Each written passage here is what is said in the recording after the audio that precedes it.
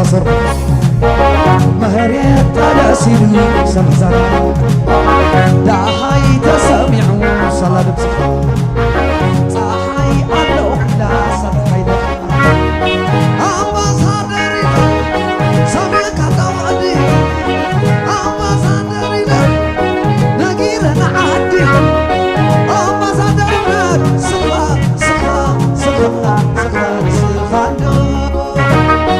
أمباسادري سمعك زيادة كامتو نبوز رومو سوات بدي أمه عين ما يمعنخي سخي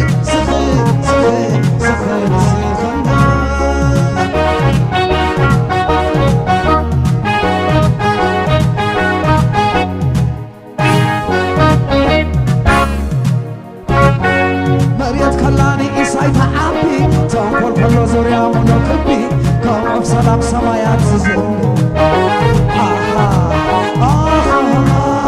مريت كلاني إساي تعبي تنقل كل زوريا منوكبي كم بسلام سمايات زين عبيت حبي انت ما خيك وانسقا خايلة انت انا عخان تقعقر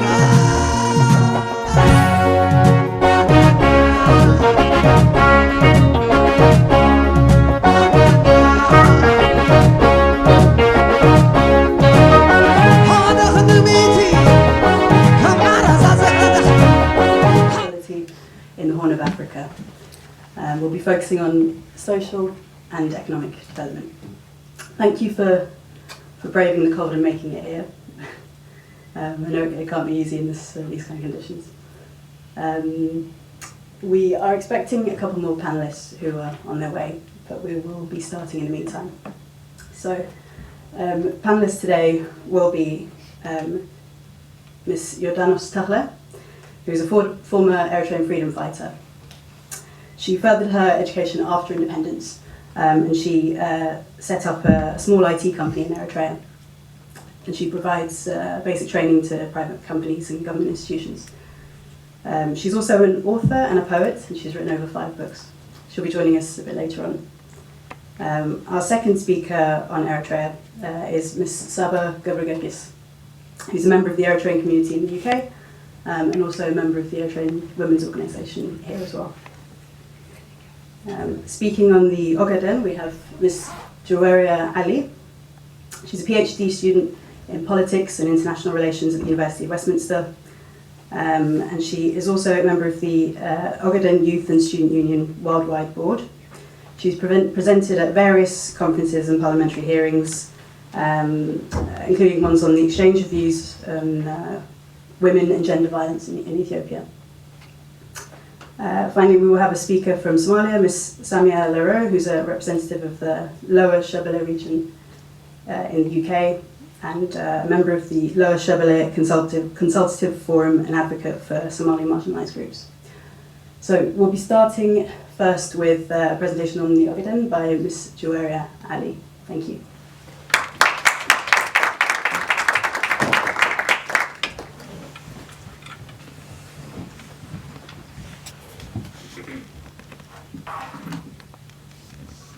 Hi everyone.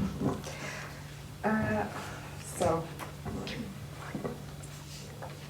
just out of interest, can I have a show of hands, those of you who've heard of the Ogaden region?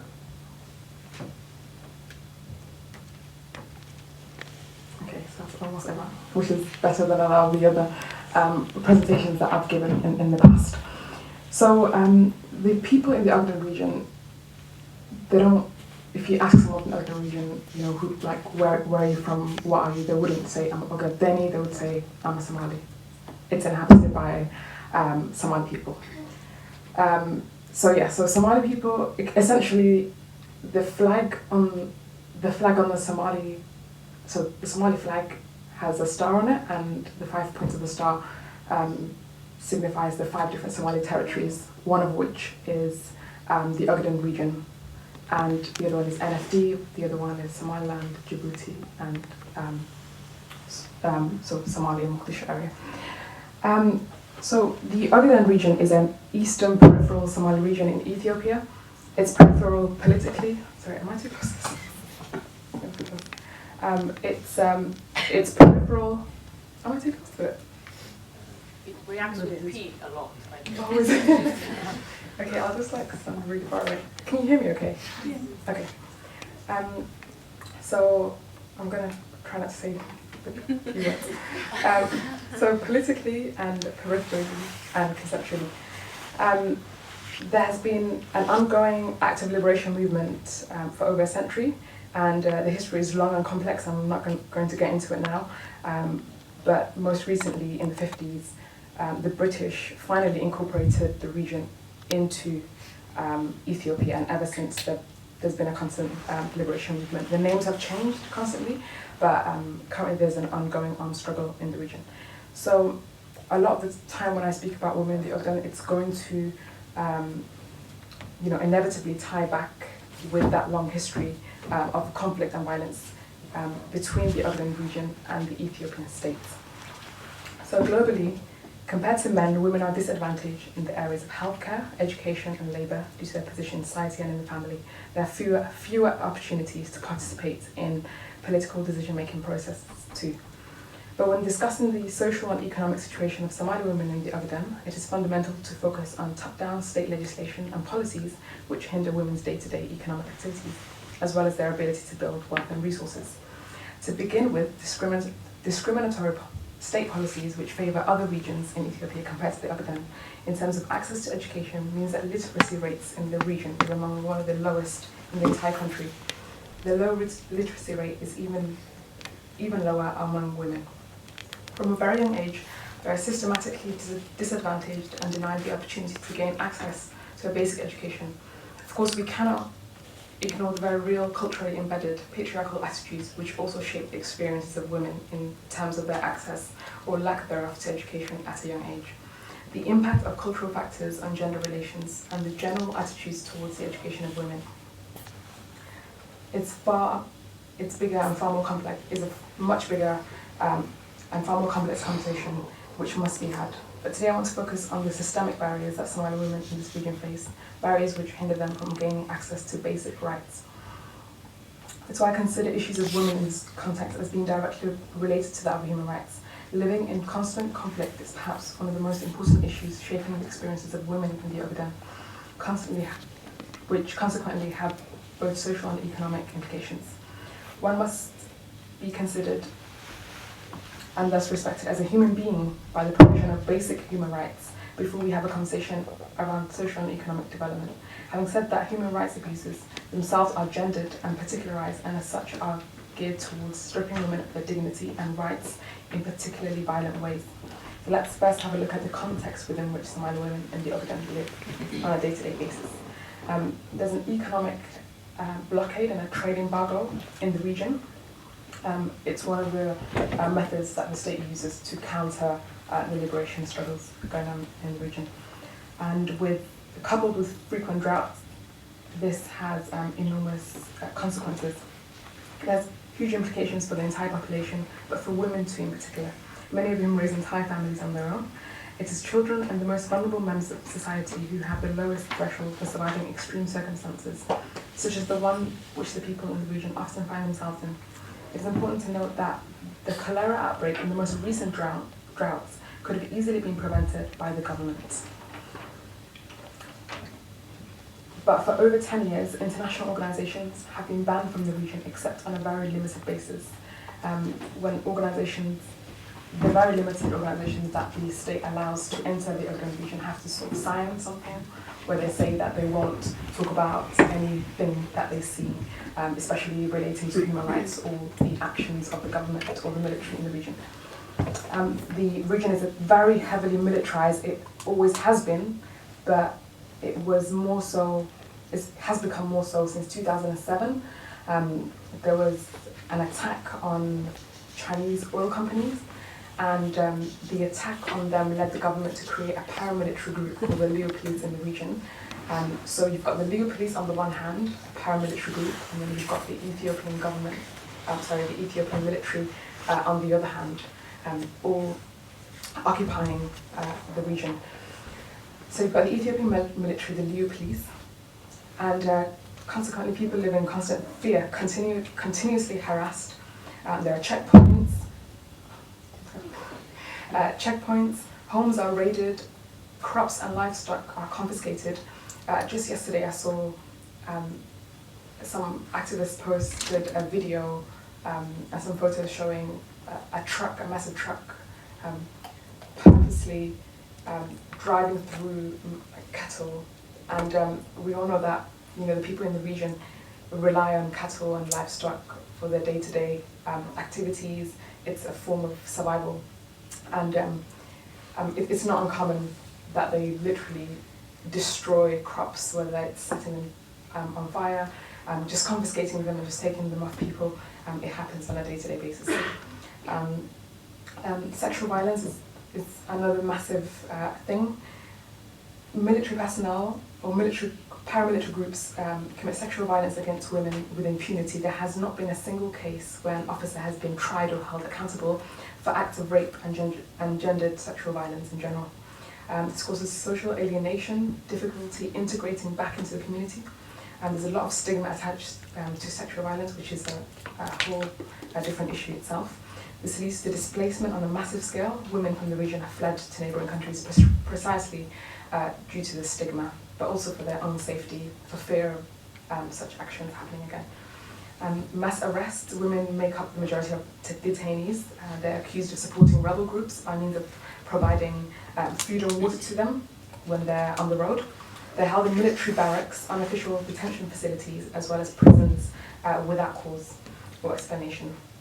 It is also whilst incarcerated that women have revealed the most horrifying accounts of rape and sexual violence at the hands of prison guards and officials.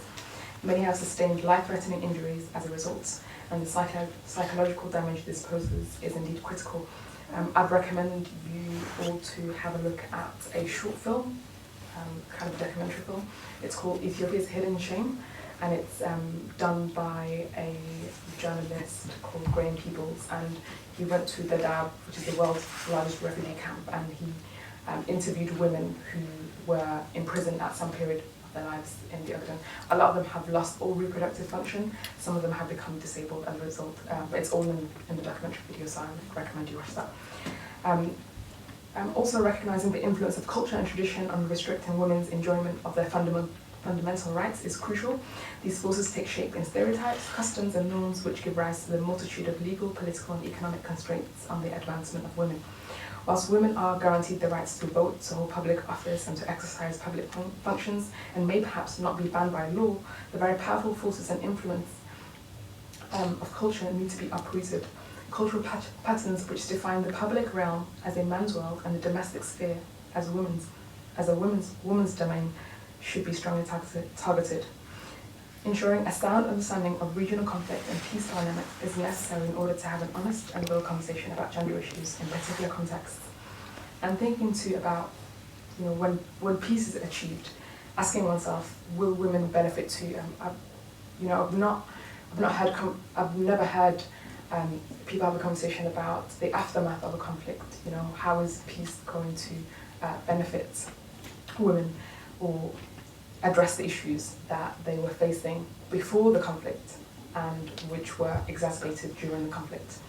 To really look at the female half of humanity and the focus of human rights concerns for them, because they're very particular. It begins with fundamental human rights and freedoms, in acknowledging and embodying the dignity and worth of the human person and the equal rights of men and women, equality and how it can be achieved, and full development and advancement of women in terms of access to education, healthcare, better job opportunities and a better livelihood, challenging the various cultural and patriarchal forces that have created and sustained discrimination based upon sex, on top of the gendered violence of which continues to persist as a method of warfare at the hands of the government as well as the regional government, needs to go hand in hand.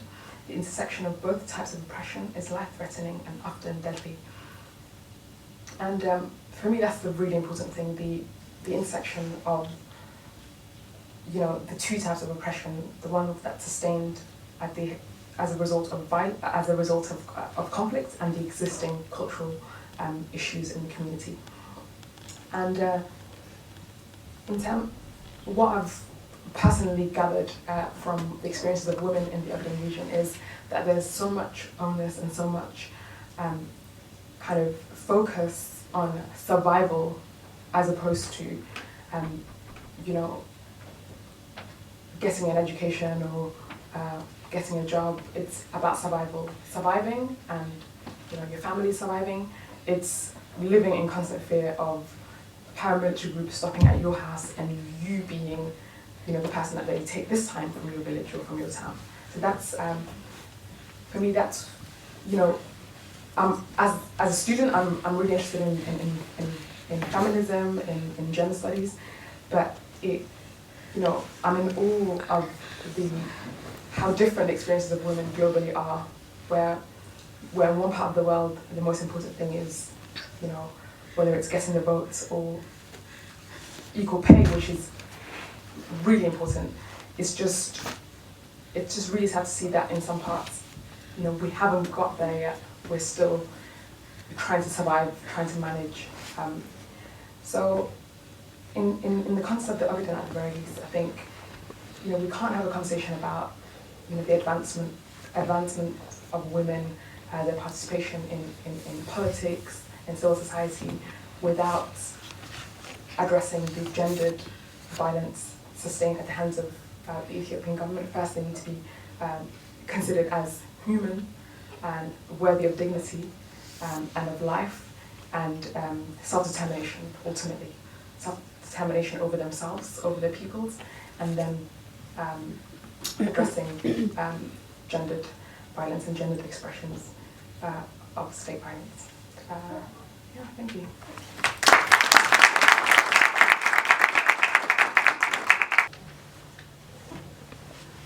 Hi everyone. Sorry for late.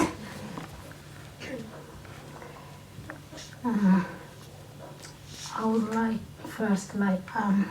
would like thank you to the Eritrean women organizations for giving me this opportunity to share my thought and experiences. And my name is Jordanos Takle. During the struggle for independence, I was a freedom fighter. I just joined EPLF in 1980s, and I was demobilized in 1995. I'm an author by profession. My recent publications included The True Story Hiwot Deadly and Fictional Adgeta. I'm also a computer science graduated from London South Bank University. Thank you for having me today. I'm glad to be here today to share my experiences with you.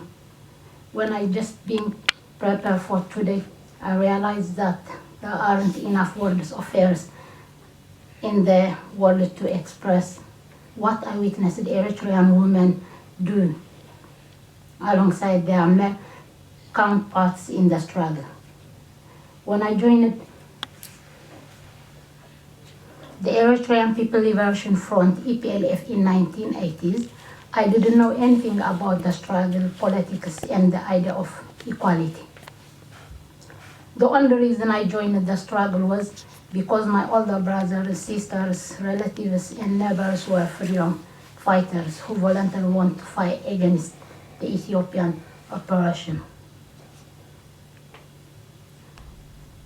The use of collective hatred towards colonization is what drove us towards joining the armed struggle. At that time, we didn't consider the challenges we would face as girls in the traditionally male-dominant fields because we were so eager to become a freedom fighters. Once we left our homes, the solution presented in front of us was completely different to our expectation. There were long journeys on foot, climbing trans mountains in dark of the night, days with no food and water. It was very challenging. Once we arrived at the field, I joined the technician and academic school with my peers of young men and women as we were too young to compete. At first, I was assigned as an assistant mechanic with qualified men and women in the field, but after few years, I became a fully fledged mechanic. I was able to excel in the profession. After a while, I transferred to the front lines, and the female combatants I encountered were women who have turned themselves into formidable fight, expressive of their thoughts and full of confidence. The Eritrean women fighters were completely different from their civilian equals in the style and the presentation. With their short hairstyle, wearing khaki trousers, military tunics, and the rubber sandals, they were admired by their heroic reputation. These young women fighters rejected the culture of feminine inferiority and stood proudly as full equals along the men.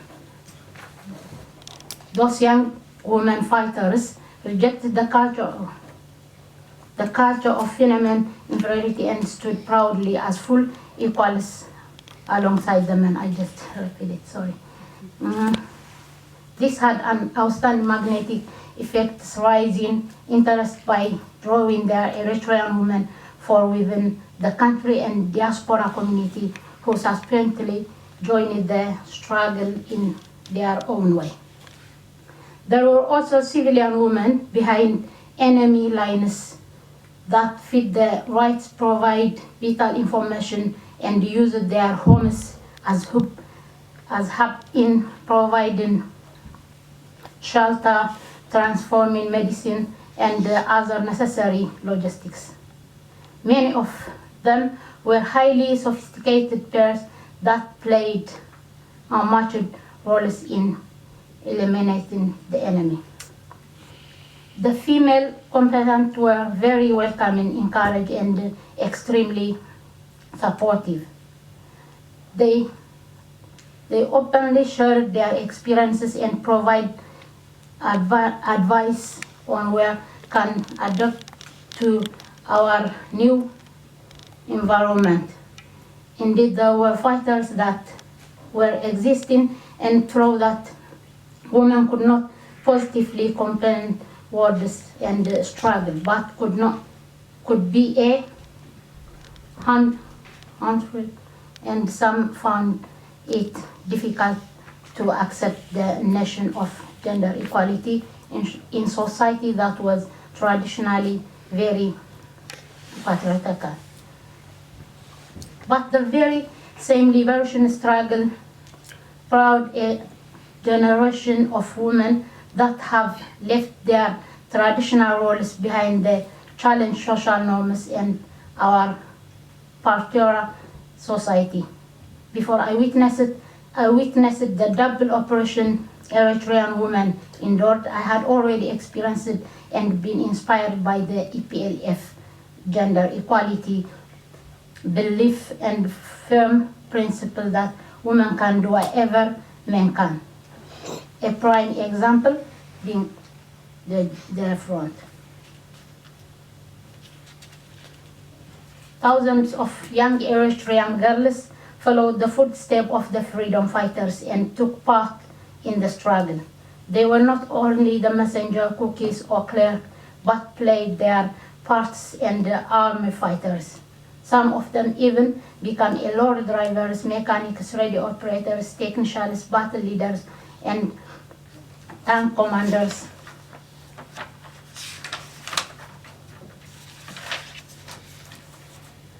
Mining specialist, and even sergeant. We had factors in the liberation area that produced sanctuary product product and brass for the female components as a means of easing their day-to-day life in the war. My first awareness of the idea of gender equality was through meetings and seminars held by the member of National Union, which was established in November 1979 in Sahel. A gender discrimination for Eritrean whose society strive for peace, prosperity, and development. Before the National Union, the Eritrean National Union was established. The members were organized groups and running seminars with the diaspora community in many parts of the world. The National Union of Eritrean Women, a mission is seeking to ensure that all Eritrean women confidently stand for their rights and equally participate in the political, economic, social, and cultural affairs of the country and share their benefits. The recognition of the importance of their activities and the increasing of women joining the armed struggle are what led to the establishment of the National Union of Eritrean Women. Similarly, women living in diaspora had also initiated their own union and awareness groups involving women's participation for further networking to help the cause. I was very fortunate to have joined the armed struggle a year after organization was created, and I also was able to witness the development of the movement into become as successful as it is today. I remember many Eritrean women living in diaspora visited us to help the struggle in many different ways. This included dedicating their time to serve according to their profession and abilities. They were fulfilling whatever was expected from them. There were many Eritrean women that voluntarily donated more than half of their salary to the liberation of struggle. By the end of the struggle for the liberation, the number of women fighters in the EPLF was estimated by between a quarter to 1/3 of the total number of freedom fighters, ensuring that the liberation struggle would not have succeeded without the participation of the Eritrean women. They had joined the front not only the fight in the battlefield for liberation, but also the participation in the social transformation and eliminate all the social inequalities, including gender inequalities.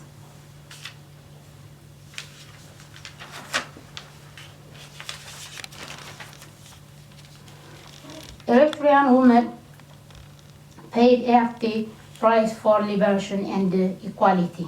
Many women fighters underwent abortion during the war so that they don't hinder the struggle, and many of them never had children. I would like to consider my presentation with story from the numerous extraordinary things Eritrean women have done during the liberation struggle. This one will always remain with me. It was in 1989. Shortly after Ethiopian soldiers had entered in township and started massacring and civilians in this criminality, some 400 people, including children, women, and elderly, were crushed to death by tank. A few months after this occurrence, my platoon was deployed for attack under very difficult circumstances. Our barefoot Dr. Saba was busy with her medical bag still on her back while tending to the wounded fighters when she suddenly got injured and fell. Emotional. Usually, the doctor of the platoon is responsible for assisting with the first ID. However, in the uncertainty of the war and the acute shortage of fighters in comparison with the enormity of the Ethiopian army, we were all expected to fill in whenever a gap may arise. And so another complaint was next to her.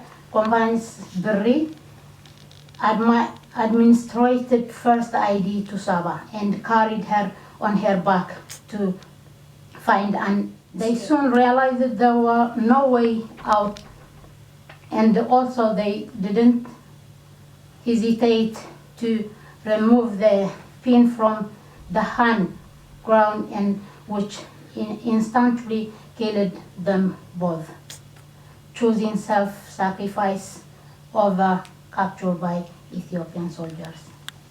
This story is a drop in the ocean in consideration of the explanatory amazing feats of the Eritrean freedom fighter. Eritrean women come from the background of self-assured and very hard position, just like our independence. Equality was not handed to us on the silver platter. We fought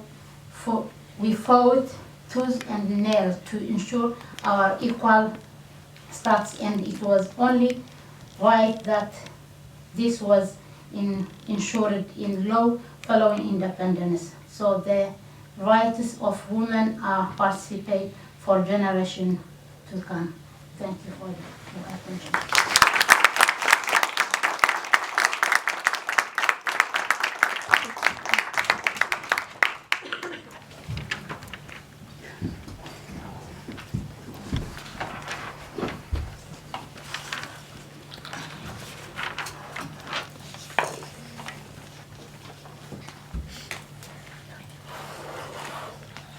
Okay, hello, hi everyone.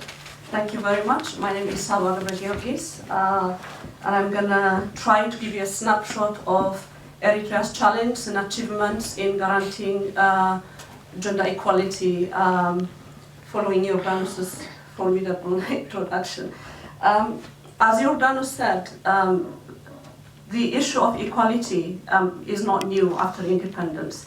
EPLF has already, EPLF is the Eritrean People's Liberation Front. It has already incorporated this into its political program, and to that end it has worked tirelessly to make sure that it is implemented on the ground. As Jordanus explained, women were everywhere during the liberation struggle. They were fighting in the front lines, they were army commanders, they were doctors, they were technicians, they were everywhere basically getting involved to the fullest of their capacity. It's quite often said, as Jordan said, if it wasn't for the participation of women in the liberation struggle, and its successful outcome probably would have been different. So they were vital. During the arduous journey of the liberation struggle, EPLF, with its very limited resources, did everything it can to promote women's rights, to elevate their status within the communities that they were working. They fought tirelessly to eliminate FGM, which is female genital mutilation. They worked to outlaw child marriage, early marriage, kidnappings, and dowry. These are all well-documented historical realities in Eritrea.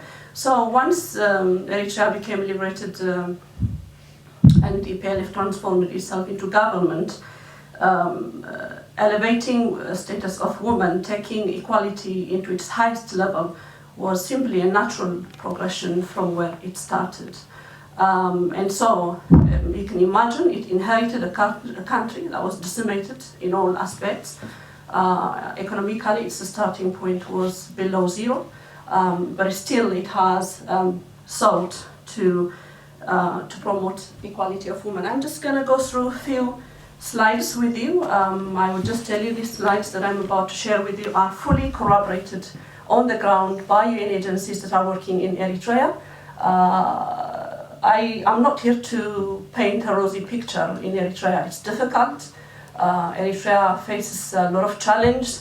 Eritrea is still engaged in what they call a no war, no peace situation with Ethiopia. I would call it an active war because it impedes its ability to develop its economy.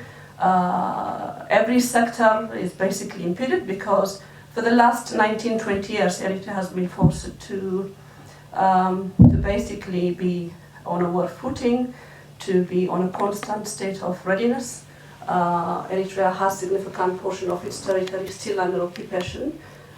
Even though the conflict has been settled legally, Ethiopia still remains in occupation of Eritrea's sovereign territory, presenting a credible and constant threat to the country. I don't want to talk politics, but you cannot de-link progress and promoting equality of women from politics. So it's important that we understand the challenge the country faces.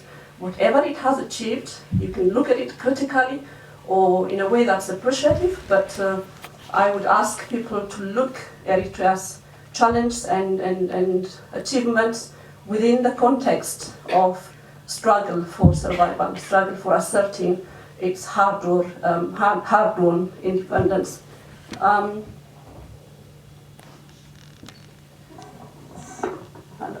you hear me? It's a bit far. All right. So these are conventions and proclamations that Eritrea is signatory. I'm not going to read them one by one, but you can have a look for yourself. But what I'm interested in you sharing with you is how these things are implemented in the ground. It's well and good being a signatory of internationally agreed conventions and proclamations, but what matters at the end is their implementation on the ground. So, gender parity reflections on education. I'm not sure about this, but I think it's about 40% of GDP, Eritrea's national income, is devoted to education. Eritrea provides education, free education to all its citizens on a primary, secondary, and tertiary level. And as you will see in a minute, the proportion of women who are now getting access to education has increased tremendously. So this shows you it's 2009 to 2014. It shows the elementary, middle, and secondary school in nomadic communities. These are communities who often very difficult to send young girls to education. So the percentage you can see, considering the cultural impediments, are quite significant. This is a mother who is participating in a national exam right after she has given birth. Here you have adult literacy programs in Eritrea, again quite high. Adult people receiving education, adults, mothers in here. This shows some of the kind of provisions that are in place. NUEW, by the way, is the National Union of Eritrean Women. It has hundreds of thousands of members across the world, including here in the UK. In Eritrea, it's quite active in terms of promoting gender equality and creating a conducive environment for some of the measures that are taken to promote equality. So this is sanitary towels, underwear, and soap. I'm not sure about its coverage nationwide, but the NUEW does provide these things. So girl students are not impeded from going to school because of their period. Enrollment in tertiary education programs, science and technology. These are mostly institutions that have been built after independence, and you can see the increase in percentage of women participation increasing year after year, as you can see, and the composition of female among the student body. Some of the graduates, some pictures. Women now, you find women in Eritrea participating in what was dominated by male, as this picture attests. There are some medical doctors graduating from Eritrea. Eritrea does graduate its medical doctors, it doesn't send them abroad. There is a medical school in there now. Women and healthcare in Eritrea. So, immunization. The coverage of immunization in Eritrea is quite high now. I think, if I'm not mistaken, this was one of the MDG goals. For those of you who are not familiar with it, these are the Millennium Development Goals that were given to third world countries to achieve by a certain period of time. Eritrea has achieved most of them, if not all, by now. Immunization is quite high. Training TBA, so traditional birth assistant women who get training on FGM, on the side to strengthen their expertise in terms of assisting women during childbirth. Awareness raising against HIV/AIDS. One thing I would like to mention in here is the prevalence of malaria has decreased tremendously in Eritrea. Malaria is one of those endemic diseases, especially in the lowlands of Eritrea. And this has been done with intense public health campaigns. So it's important that Eritrea is not depending on expensive pharmaceutical products. It's doing it through public health awareness campaigns, basically embedding the practice of using treated nets, eliminating stagnant waters and things like that, that promotes the multiplication or reproduction of the Anopheles mosquito that kills the malaria bacteria. This is an award that was given to Eritrea in recognition of outstanding achievement in vaccine stock management. Again, this is given from an international body, UNICEF, as you can see. Another award that was given to Eritrea, Africa Leaders Malaria Alliance. This is for its achievement to reduce the prevalence of malaria significantly. Here again, some statistics that show this is the production of maternal mortality. This is one of those MDG goals that Eritrea has performed outstandingly. Before, as you can see in 1990s, the mortality rate per 100,000 of women was 1,590. That has come down now to about 501 per 100,000 women. Still a colossally large figure. No woman should die giving birth to a child, but you can see the commitment there to eliminate this problem. The same graph. Here we have expectant mothers who benefit from prenatal supervision. It's not like what we experience in here, obviously, but at least once throughout the pregnancy, they are offered prenatal treatments, whether it's folic acid tablets and things like that. And they can access this at least within 10 kilometers. If I'm not wrong, I'm not sure about this. They have clinic that they can attend. Mothers who give birth in a health institution, again, has increased 6% in 1991. This was done by traditional birth assistants, whereas now they get at least, it's not perfect at all. I mean, there is still struggle in stocking clinics with medicals, with properly trained professionals, but it's a start. Child mortality rates, again, this was one of the Millennium Development Goals that Eritrea has done incredibly well, as you can see, in comparison to the sub-Saharan African countries. We have infant mortality rate in here, reducing year after year. We have vaccinations for under 5. This is increased health facilities, hospitals, healthcare centers, primary healthcare facilities.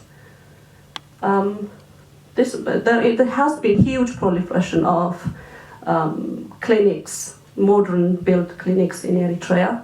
Of course, they need to be staffed with trained professionals, and there needs to be enough medicine. It needs to be accessible by everyone. That's still an ongoing issue, bearing in mind that Eritrea is a low-income country that faces a multitude of problems, but it is a progress. This is still Still, Eritrea has a long way to go in terms of having a health worker force, trained health worker force. But this is where it stands right now, and this is from World Health Organization. So, women and the environment, climate change, and their role in there. Environment and climate change. Women actually work quite hard in terms of soil conservation, in terms of helping terracing the land, planting trees, protecting deforestation. They are active participants. There is some pictures where women take up an active role. Irrigation. Right, this is actually my favorite bit. Every time I go to Eritrea, I do visit villages, and I see because I was born there, and my parents were born about 35 kilometers from Eritrea, so I've always gone during the summer holidays to visit. This is a typical traditional stove in the highlands of Eritrea. Before, it was quite not efficient enough. It consumes a lot of wood, mostly in the rural areas for energy. People are still dependent on biomass, which means animal dung and wood fire and stuff like that. And the stoves used to be really not very efficient, smoke-filled kitchen, which exposed women to respiratory problems and the whole household as well. But now they have, it was an award-winning kind of a little invention. They have transformed the traditional stove into something that conserves energy, it increases efficiency, and it's virtually smoke-free, which contributes a lot to health and safety, but also it contributes to deforestation as well. They don't have to use as much wood fire as they used to. So in a way, it's quite environmentally friendly as well. It's called Mogobo Al-Hanet in Eritrea. So you see this, I haven't been to the lowlands a lot, but you do see this in the highland villages. And also it's made by women, so it has created a little enterprise as well for those who make it and who distribute it among the population. Rural development programs, accessibility to potable water. Again, I haven't traveled extensively throughout the country. I would not say that I have witnessed this, but in some of the highland villages that I have witnessed, women used to travel a long distance to fetch water on their backs. And now, in some of the villages that I have seen, I have witnessed by my very own eyes, there is this kind of taps. So I think they operate with solar energy or something like that. But in a village called Himberti, for example, they have 4 different stations where these things are stationed. So people go and get. Again, I'm not going to say the coverage is quite well because I haven't seen it. Electrification, I think that's an ongoing challenge for Eritrea.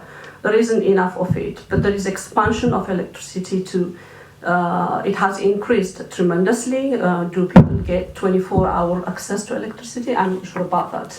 But its expansion to villages is something that I have witnessed. The government is very keen to promote development, especially in the rural areas, because so it's cross-sectional development, not focusing on the cities. Violence against women. This is quite it's very much talked about topic, the issue of rape, especially in the military camps and things like that. One thing I would say is Eritrea is not heaven. It has its own societal problems. But there are rules that punish very severely those who are involved in these kind of things. But most importantly, I would say, Eritrea is a very cultured society. These things are social taboos. You're most severely punished through the society rather than the law.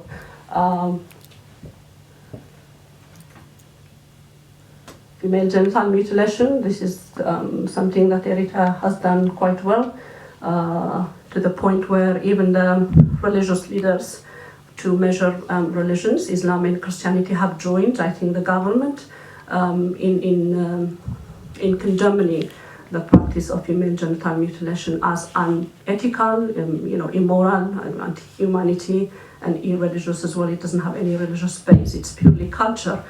And it's illegal. I would not say it doesn't happen in Eritrea, because to deal with these kind of things, you have to educate and re-educate the society. These are very deeply embedded practices in the society. It takes time to eliminate them. But my reading is that it has significantly reduced. It is an illegal practice.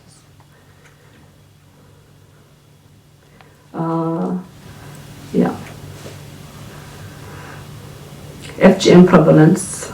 So you can see from 1991 to 2010, it has reduced from 83% in 2010 to 12.9%. It's quite an achievement. As I said, it's very difficult to ascertain in pockets of rural community, traditional communities, it probably is still going on. But I think this is about educating, as I said, and re-educating the public on its harmful effects, and ultimately because it's against human right of females as well. Talked about this, I think. Underage marriage initiatives. You can see it is illegal, underage marriage. I think they're trying to tackle it with introducing child birth certificates, so you can ascertain how old they are. Again, I don't know how much this is followed in the ground, but it is illegal. Yeah, birth registration, religious leaders.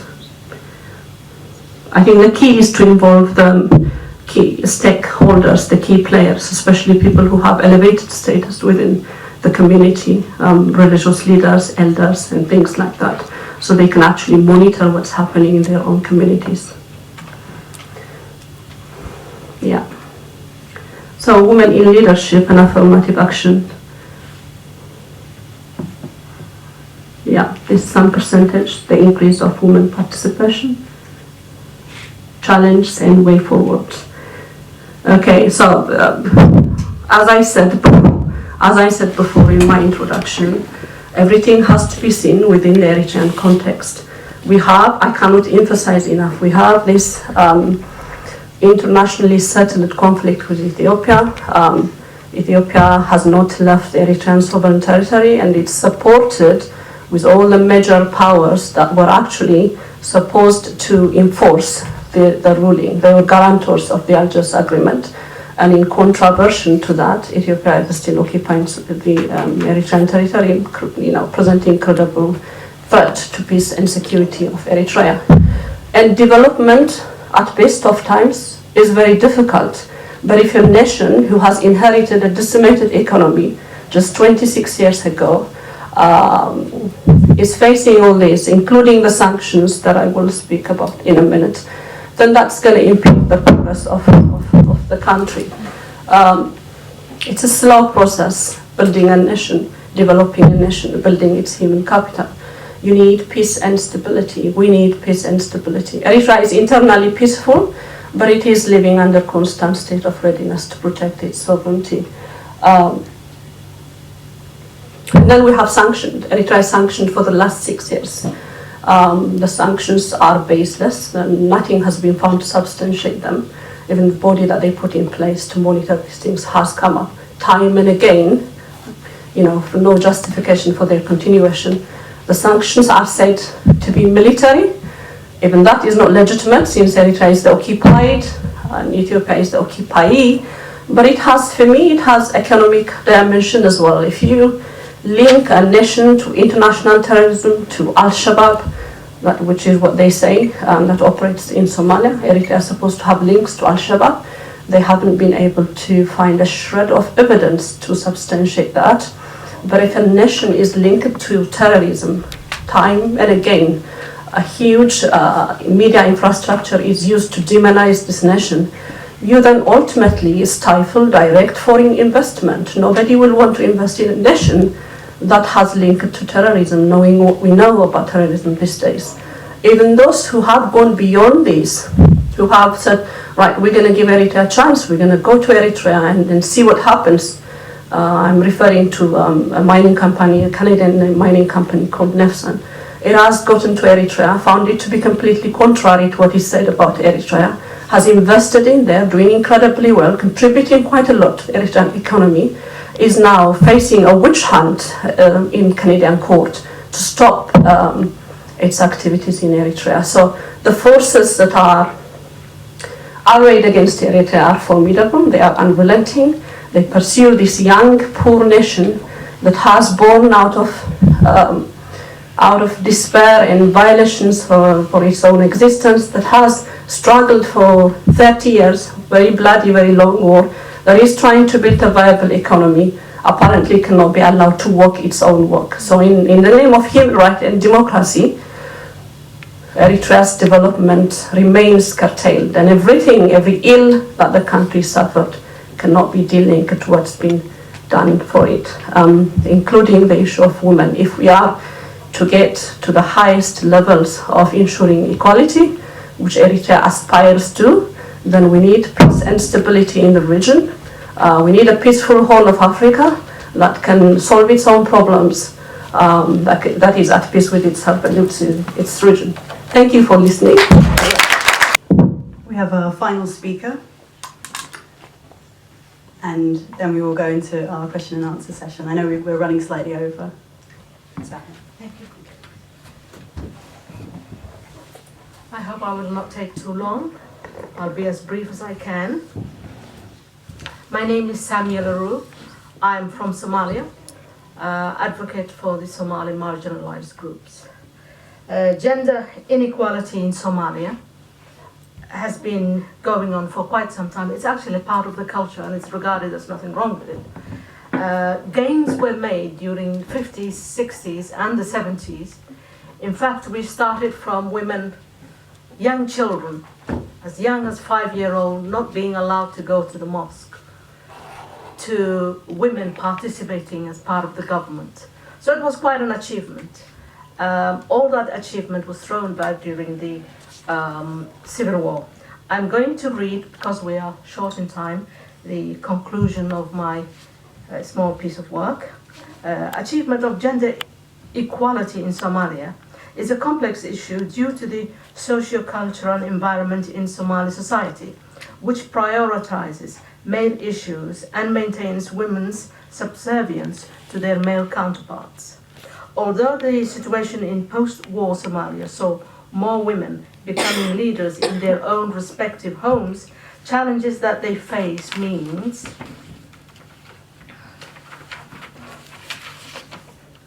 that there is a danger of subjugating the next generation of Somali women to a similar inequality culture of inequality. The lack of inadequate representative at the political level also reduces the capacity for women leaders to influence policy challenges and introduces policy change that support women in socio-cultural and political fields. Overall, women have risen to play permanent roles, but there is a danger that paternalistic and deeply religious socio-cultural norms may devalue any progress achieved in the field of gender inequality.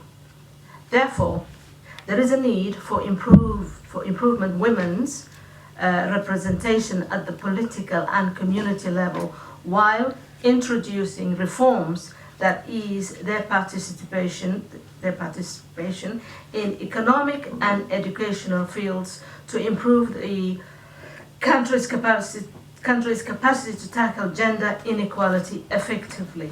Now, in the field of FGM, female genital mutilation, this has been tackled only one phase. The whole FGM has two phases in Somalia. In other parts of Africa, the culture may differ, but in Somalia, on one side, we have women who get mutilated at a very early age. And on the other side, we have young boys being indoctrinated to accept only women who have been circumcised as wives. So while we deal with one phase, which is stop cutting, on the other hand, we don't face educating boys to accept the nature as it presents itself. So that there is a gap. If anybody wants, any one of you wants to fill in that gap, please go ahead. There is a need for education for young boys.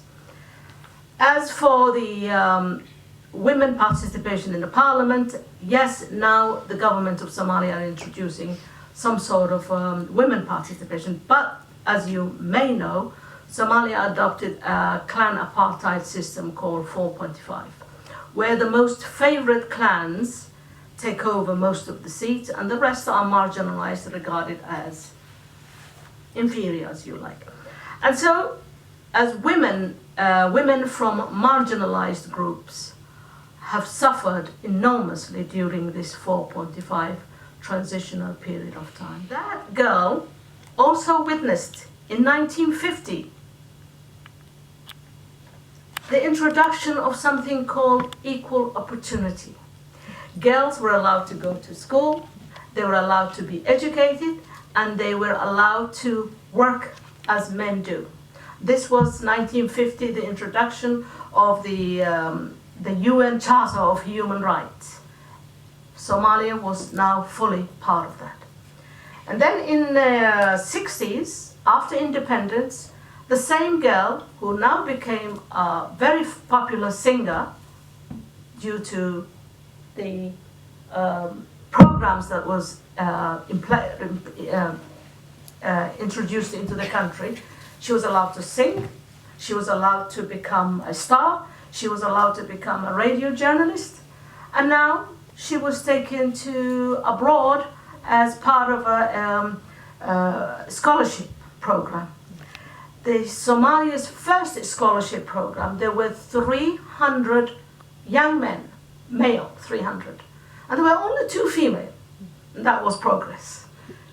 This woman was one of those 2 who was allowed to go to Europe, one of the European countries, to study. On her return, she became a radio journalist, and by this time, boys and girls were allowed to sit next to each other at school. Education was free and equal. Equal opportunity, as well as outlawing all the laws that prevented women from progressing in life. Then came a military revolution led by Siad Barre in 1969. 1970s, he outlawed an old law which said a female cannot inherit the properties of her father. He said no to that. From there on, girls could inherit as well as her brother could.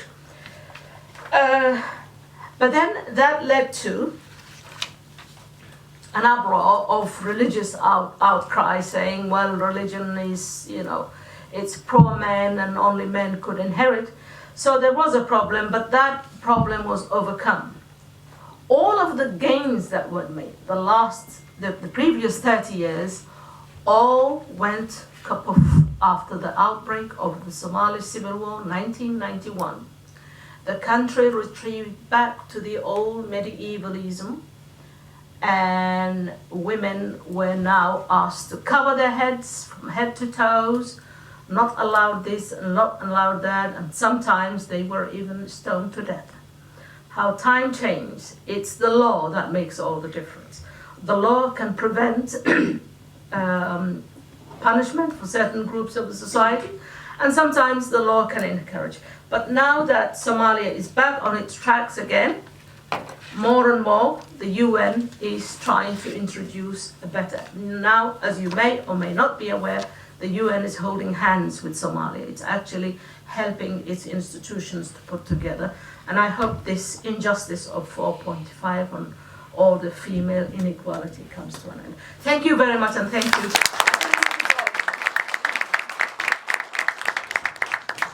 Presentation or any general ones?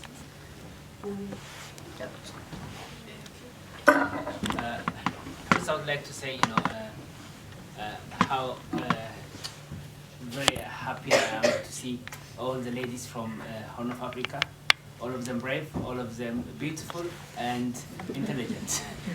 And here at SOAS, I remember when Saba was asked unjustly to leave the venue by the clubs from the fake news, the likes of Martin Plaut and Dan Connell. They should have been invited here, yeah, and they would have been allowed to stay to hear the truth if they can't take it. You know, I have comments and questions for all of you. Let me start the question to Samia. Yeah, Samia, our sister from Somalia. You know, from my experience, the Somalian women, I hope no men from Somalia are here, are 10 times more intelligent and braver than the men. I tell them normally, yeah, in a nice way. Would you see in the future a Somalian leader at the top? Not seats, number of seats, but the main seat by a Somalian leader. How nice would it be? How better would it be for Somalia and for the entire Horn of Africa? Yeah, because that woman would not lead for someone else, wouldn't lead for UN, wouldn't lead for US or for anybody else, or you know, for another country. It would lead for its people, yeah, and for the peace of Horn of Africa. And also my, you know, it is really troubling to hear about the gender violence in Ogadenia. And with the TPLF now on its exit, would that change? And my question to my Eritrean sisters, you know, I remember when the fake news came out, when it was said the Eritrean government really is forcing male to have more than 2 wives. Why do you think that kind of fake news actually is allowed on the world media? Thank you. I asked too many questions. I'll be quiet now. Okay. Any other questions?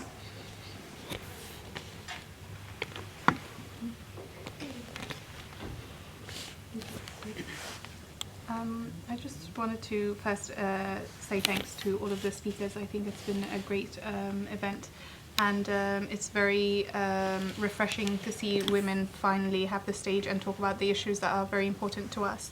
I just want to ask Juria, as organizations of women's and gender equality in the Horn, how can we assist our Ogadenian sisters in drawing more attention from the international community to condemn the actions of gender violence and gender inequality that are occurring in Ogaden?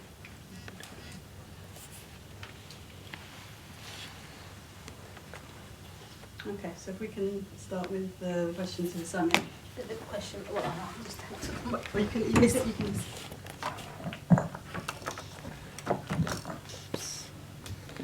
Yes, Somali women 10 times more intelligent. I'd put 100 times really. They're intelligent, and their ability to be useful to the community starts from the age of 3 or 5. She's already asked to do this and do that, so she learns how to be responsible citizen right from an early age. Now, there were, believe it or not, during the Civil War, despite there was war and chaos and destruction, it was Somali women who were sending money to their families. The Somali women, if they had jewelry, they would sell their gold in order to save their loved ones. Most women who went to Europe as refugees were working as domestic cleaners or domestic assistants. And whatever they earned, they were sending it back. Now you can check this with the Hawala money transfer system. So behind this male chauvinistic kind of a wall you see, it is women who are keeping the society going, Somali women, when it comes to looking after the family, raising revenue, which is very much needed for the family. In agriculture, in nomadic life, it's always women are the pillars of life. Remove foreign supporters who support wars, then you will have women running Somalia. Yes. So, yes, we're working on it. Okay. And the question about fake news, Annika? To me, most of the foreign media always they just announce it is fake for me, especially about Eritrea. This is funny anyway. This is very cheap news. Yeah, and they say a lot of useful and would be damage to the country. Another news we know. This is very cheap, and I'm not wondering about the fake news about Eritrea anymore. Always we are fighting with media. We are fighting with many things. So this is funny, Jacob. Do you have something to add to that? The issue of fake news is so prevalent, especially these days, and it's not only unique to misrepresenting Eritrea. We see it, we witness it all the time. I guess what I would say is for people to have as wide news sources as possible, consume information from different directions, have a critical view on what you hear, what is told to you, and have a discerning mind. Read and consume news with a discerning mind. What exactly are the agendas behind each fake news? And how do you counter them? In the case of Eritrea, I think I despair in how Eritrea is represented internationally. But just if you can't go there, for those who are not Eritreans, I would encourage them, go there and don't try to paint a rosy picture. Go there and observe for yourselves. What are the issues with this country? What are the problems? What are the impediments that actually stop it or slow it down from achieving its potential? And have a critical mind, that's all I would say. And finally, Joeri, the two questions that were posed to you.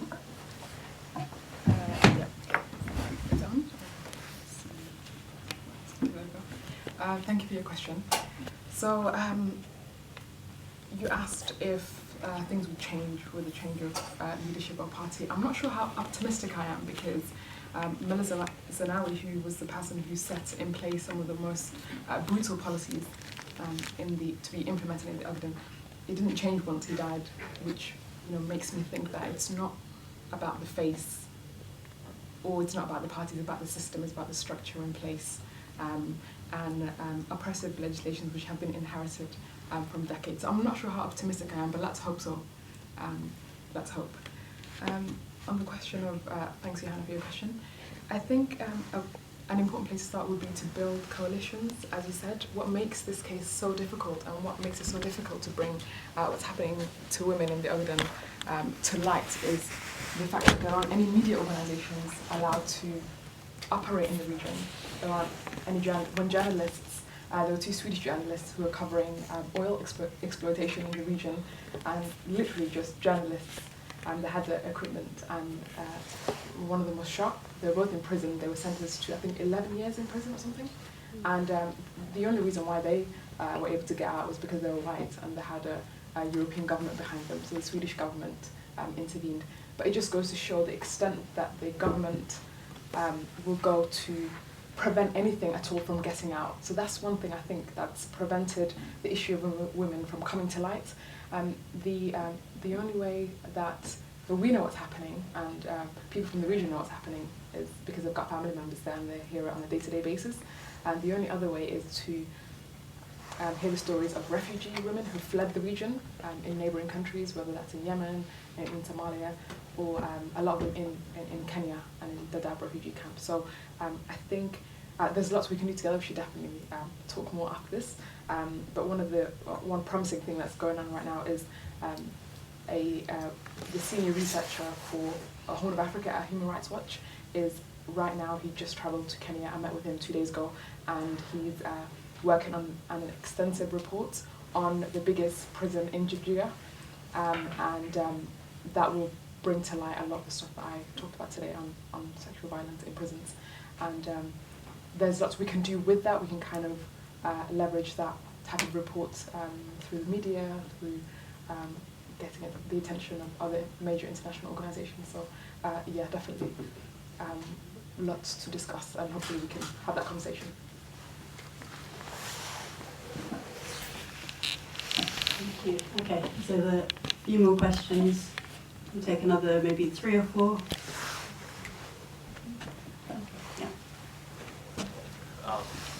So this is a bit of a general question, but I'd love to know more about it in the specific context of Somalia, Eritrea, and the Ogaden region. Do you think economic development and political stability are necessary for the betterment of the gender equality issues, or that there can be long-lasting and significant change for women in these countries, in these regions, if there is no change in if there is no shift in the cultural and political and social sphere of the country? Okay, sorry, can I just confirm, is that political, cultural and social? If there's any, can there be any further advancement without any change in those spheres? Is that what Yeah, you're saying? Yeah. that's Okay.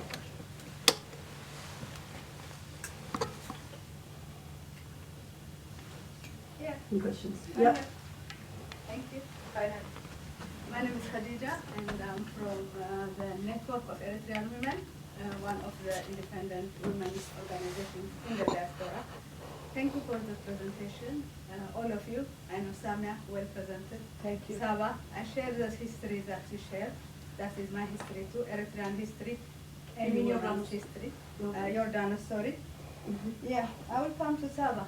The past is past. We learn from the past, and you know, it's been 27 years. 27 years is almost approaching the 3rd century. And Eritrea has been independent, and there has not been any election, no constitution.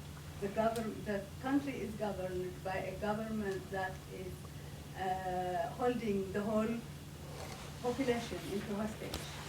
Yeah.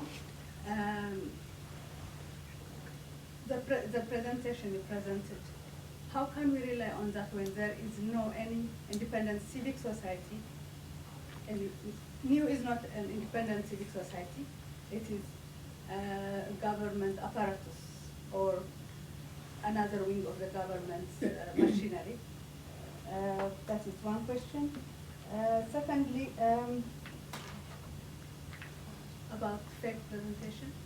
Half of the audience here is members of the embassy. So let's not be deceived. Please tell us the truth about Eritrea, what's going on. Where are the prisoners? Where are the women prisoners? The one who fought for independence, the one who sacrificed for independence. They are languishing in prisons. So please, try to be honest and give an honest account of what Eritrea is and how it is governed. Thank you very much. Anyone else?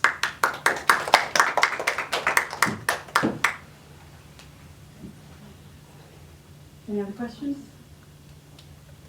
Can I just ask, looking at this petition to free Eritrean prisoner who has been imprisoned for 12 years, how such a petition could help this person to be freed? I work with the Home Office, and I have been asylum decision maker, and I have seen a lot of Eritrean applicants who fear military service, and I know that it's quite hard to... Okay, sorry, sorry to interrupt. Can I just, we're just limiting the questions to the presentations today because that's not in our remit. We're not able to speak on that. Sorry? If you just could tell me how could you further this? I can't tell you because I'm not involved with that. So any more questions about the presentations today, please? Mine is more of a comment than a question because I was already given an opportunity to ask a question. But I just don't want to mislead the audience. Given the previous question, I am the only embassy staff here. Just so everybody is aware, I work for the Eritrean Embassy and I openly state so. but unfortunately there are no of my colleagues today at this event. So, okay, the first question I was asked generally, do you think that without cultural, economic and political stability, there could be any further change? Is that the question right?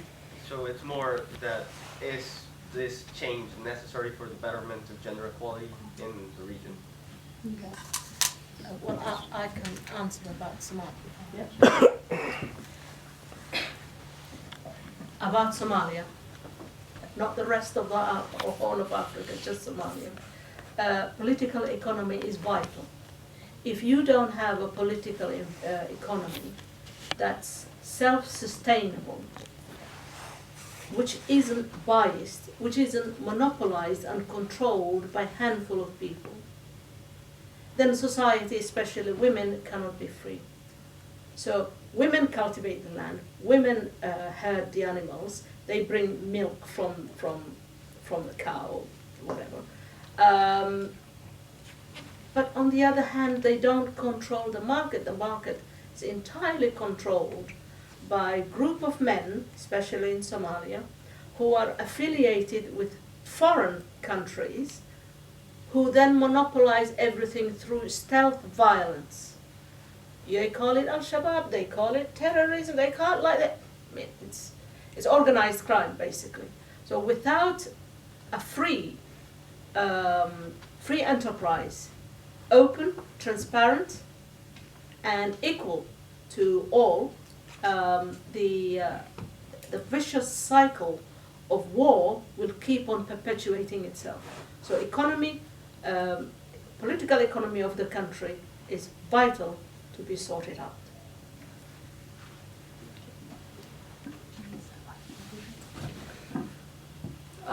Yeah, I believe the economy is vital. Unless you can educate women, but unless you have economic activity there, what are they going to do? I mean, they are interlinked. You have to have robust economy. There has to be reform in all aspects of the society to accommodate women. They are related for me. I don't think it's possible to elevate the status of women without having a robust economy.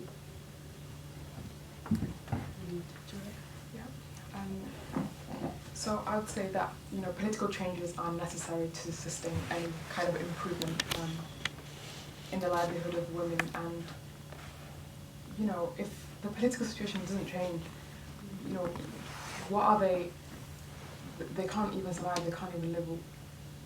What else are they going to like? How else are they going to improve themselves and their communities when, let's say we don't talk about cultural rights or political changes or any economic changes, and let's say women try to access institutions or increase political participation. Those very institutions are problematic. They're compromised. The institutions are compromised. They're set up by the Ethiopian government. The education system is state-sponsored. It reproduces state narratives. So for me, I would say in the context of the Ogden, liberation is key in every context, and then comes anything else.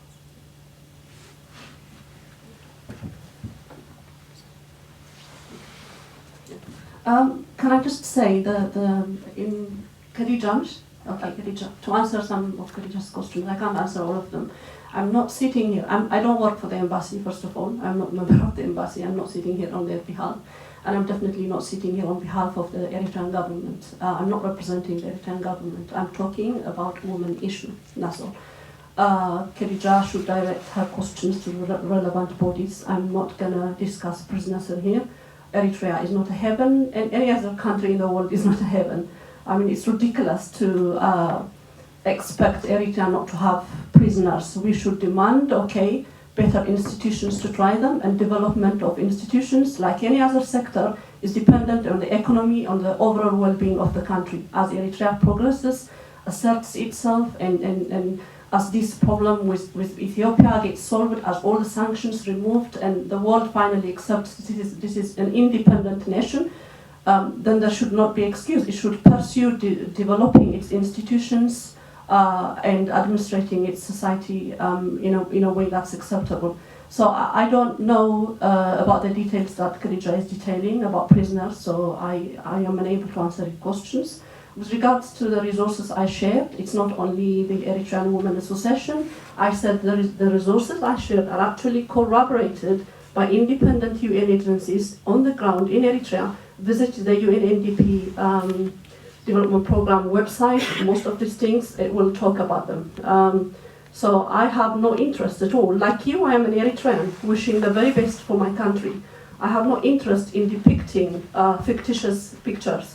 I have my family there, I have, it's my home. I'm not interested in painting a rosy picture, but I want the situation of Eritrea to be understood by all in its entirety. You can have a critical view, you're welcome to that, but please, you make sure that your opinions are rooted in reality. In regards to elections and constitutions, they are fantastic, I admire them, but with time, when we solve all of our problems, we will get there. I think you ask the grassroots African population what are the most important things. It would be being able to eat 3 times a day. It would be having access for affordable medication. It would be having access for education. Elections are way down on the list of needs of people. We need to be very careful in terms of glorifying, especially the kind of democracy and human rights and elections that's exported from the West. I would not say it's not compatible with Africa. Africa has its own well-developed traditional communities, traditional systems of ensuring things are run democratically. But I would say we have to have the essential prerequisite in place. We have to be able to walk our own walk, to develop our own organic systems before we entertain these things. I mean, I don't know of any African country that has implemented elections and constitution as brilliant these principles as they are on paper. It's a different ballgame trying to implement them in countries that are still under neo-colonial sort of, this kind of highfalutin, lofty principles need a solid foundation to back them in the ground. So I'm not dismissing their importance, but I'm saying let's have our context explained and understood. Let's meet our basic needs first. Let's ensure that we exist as a sovereign state, which is under constant attack, whether it's fake news, whether it's sanctions, whether it's occupation, whether it's trying to stop investment to Eritrea in all aspects. These are not fictions. These are real problems that Eritrea faces. So while I agree we should have constitution and democracy and elections, I would say let's deal with our fundamental problems, which is staying afloat, and then we can entertain these ideas. That's my question, my answer.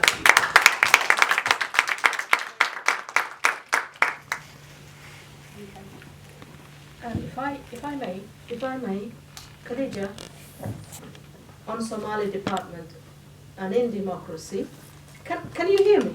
Yes. Certain towns outside Mogadishu, people live in a traditional tribalistic life, tribal. And then when voting system was kind of introduced, or shall we say imposed, they were asked to take cards and to register their vote. And then one bold man said, what does that mean? It means you put a paper who you want to elect out of these 5 selected people. And he said, who selects them and why should I vote for them? And then the authority selects. When he said, if I was to select someone, I'll select my cousin. I would rather vote for my cousin than instead. Because he does not know the concept of what voting is. And this is true for the rest of Africa. From colonialism to Americanism rather came in too quickly, and we need a period of time where people get educated. What is, and most African countries kind of block this transitional educational system. They don't want this to know. People don't know. They want food on the table. They want peace. Yes. Why are not they having food? Well, that is a problem, and most African countries, as rich as they are, no food on the table, and they wonder why. They don't know IMF, they don't know World Bank, they don't know any of the economic, political game that's going on. So that's all.